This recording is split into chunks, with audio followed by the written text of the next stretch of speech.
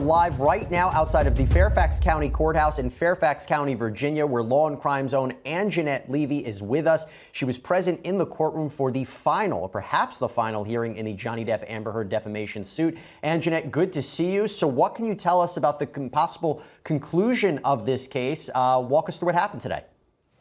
Well, Jesse, good morning to you. The hearing was pretty brief.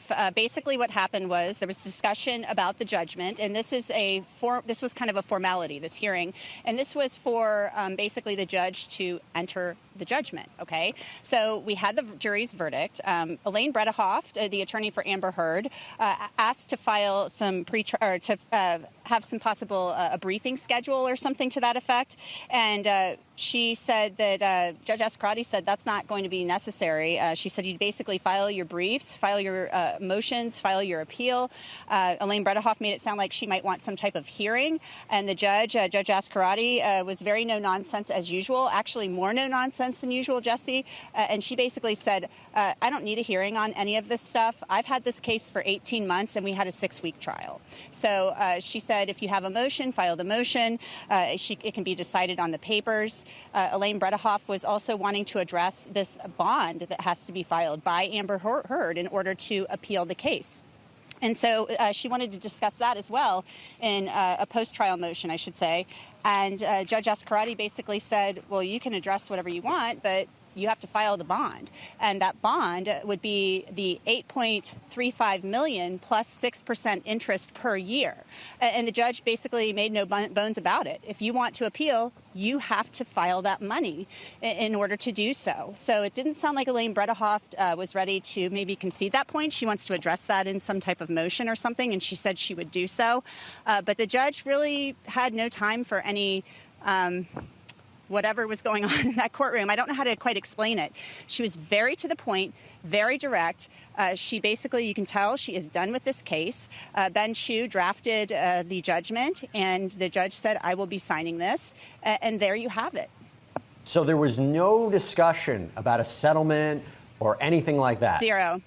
And I didn't anticipate a settlement at all. I didn't anticipate that.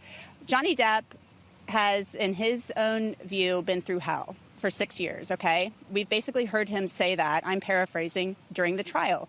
He said he lost nothing short of everything. Why would he settle?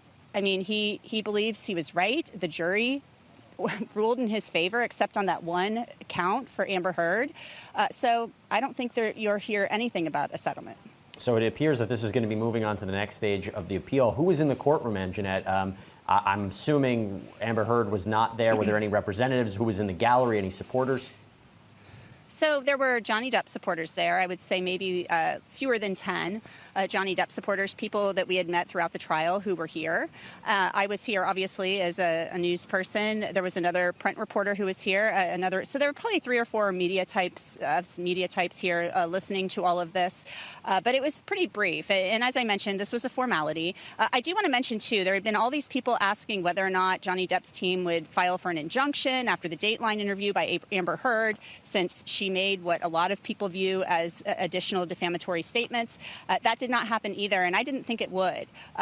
When you start talking about limiting someone's speech, I think that you would have to be very careful about that type of thing.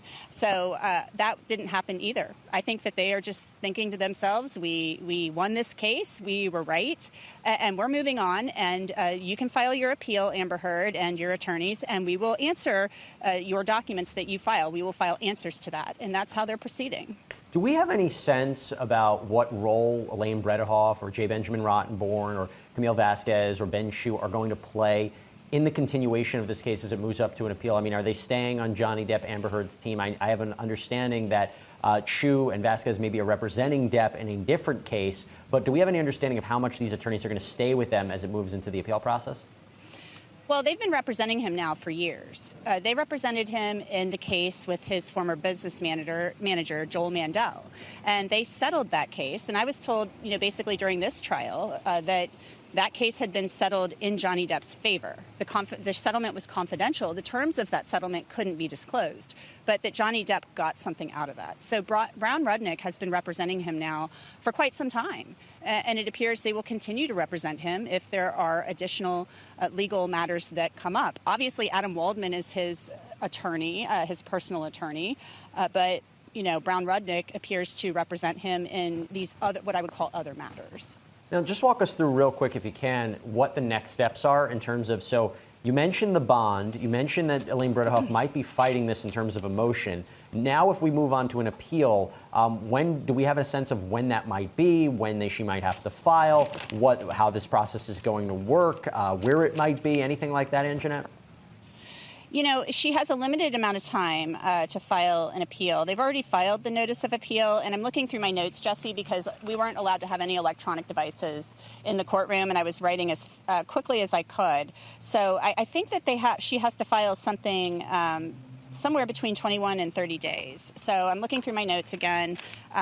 So let me just double check on that before I actually say a definitive date, but it's coming up soon, is my point. She's got a limited amount of time, and obviously you can file the notice of appeal, and a lot of times, you don't have your stuff ready, and these lawyers go back to the court and they ask for an extension of time, and they're granted an extension of time. So that's often how those things go.